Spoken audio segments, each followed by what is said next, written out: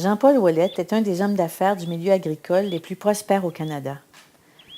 Jean-Paul est aussi bipolaire. Il nous raconte comment il soigne sa maladie mentale et ses dépendances et pourquoi il choisit la méditation pour retrouver son équilibre. Il prend le temps de s'arrêter pour canaliser ses pensées et ses émotions. Dans le livre Survivre à la réussite, paru en 2011, la psychologue Pierrette Desrosiers nous raconte sa quête de mieux vivre et son désir de devenir heureux. Dans cette deuxième partie du documentaire Jean-Paul Ouellette, un homme heureux, il est question du grand changement dans sa vie. Voici le témoignage d'un homme pour qui le bonheur ne vient pas facilement. Qu'est-ce qui a changé dans votre vie depuis votre thérapie? Le développement personnel, le cheminement qu'on appelle ou le rétablissement, ça m'a changé. Ça m'a changé de façon de voir les choses. Plus que j'ai conscience de moi-même, plus que j'ai conscience des gens. Plus que je me comprends, plus que je vais comprendre l'autre. Si je dégage l'amour, les gens vont le ressentir.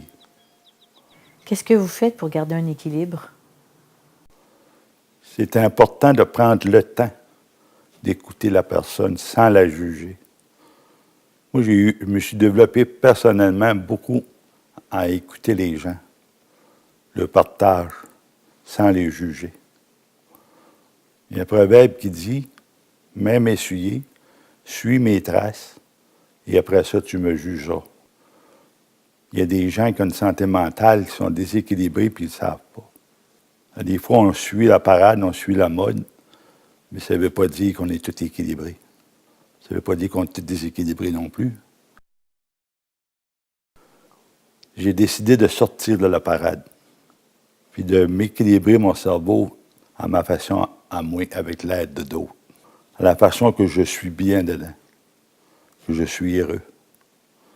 Comme je dis souvent, la vérité, je ne l'ai pas. J'ai ma vérité à moi. Si je suis bien, je ne nuis pas à personne, j'ai de la compassion envers les gens. Je ne peux pas me tromper avec ça. Pouvez-vous me parler de votre vie spirituelle? La vie spirituelle, pour moi, c'est que je crois à une force supérieure de moi.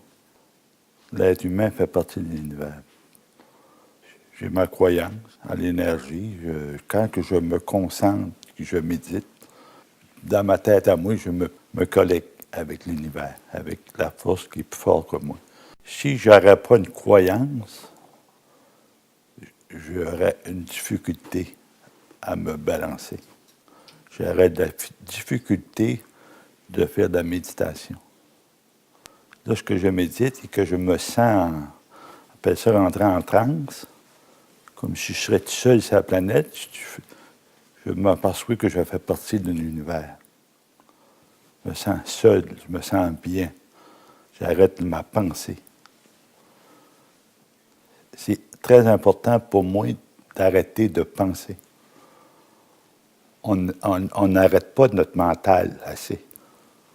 C'était une partie d'une des raisons pourquoi je consommais. C'était la façon d'arrêter mon mental. Me dépluguer dans le monde réel. Mais à un moment donné, c'était malsain. Ça ne faisait plus. Mon cerveau, ça y en prenait trop. Je suis conscient qu'il faut que je prenne soin de ma santé mentale en cause de mon désordre émotif. Bipolarité, ma rage. J'avais une grosse dépendance à la rage. Je pensais qu'il fallait que je sois enragé pour vivre. C'était ma survie. Aujourd'hui, j'ai appris à me calmer.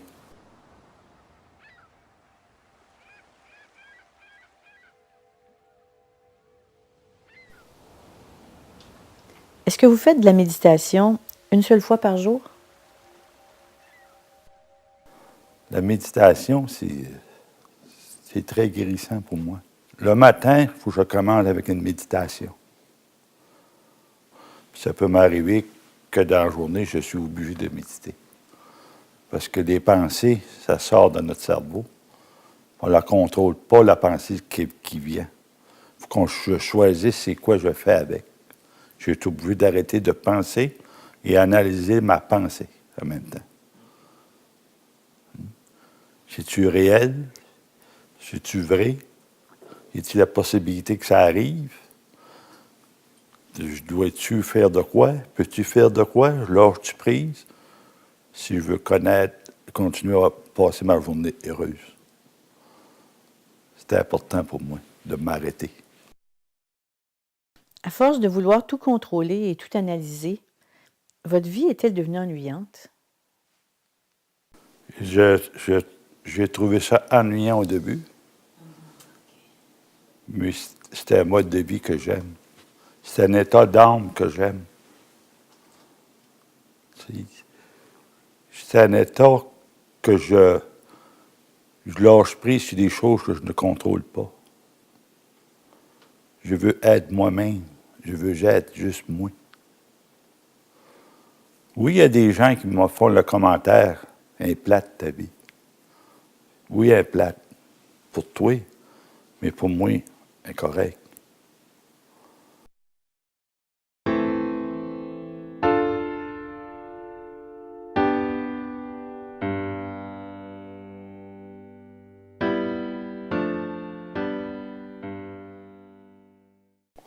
Au lieu de dire je pense négatif, je suis bien là-dedans, puis ça a été le fun, tu te fais accraire tes bains, c'est un high. Mais c'est pas vrai, tu vas payer pour. Il ne faut pas que je laisse prendre de l'air à ça. Il faut que je m'arrête. Arrêter la pensée, puis après l'analyser. Il faut se connaître très bien. C'est pour ça que j'ai dit la personne la plus importante qu'il faut que je connaisse, c'est moi-même. La seule croyance que j'avais, c'était de mettre fin à mes jours. Ça c'était plate. Mais aujourd'hui, avoir une vie plus équilibrée, qui a moins de haut et moins de bas, c'est une vie que j'aime. Est-ce que vous estimez avoir le contrôle de votre vie aujourd'hui? Les événements de la vie, je ne les contrôle pas. Je contrôle c'est quoi je fais avec.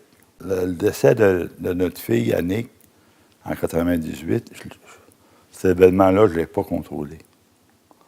Mais j'ai décidé c'est quoi je faisais avec. J'aurais pu décider de me détruire, de geler mon mal, mais j'ai décidé de me reconstruire. C'est ça.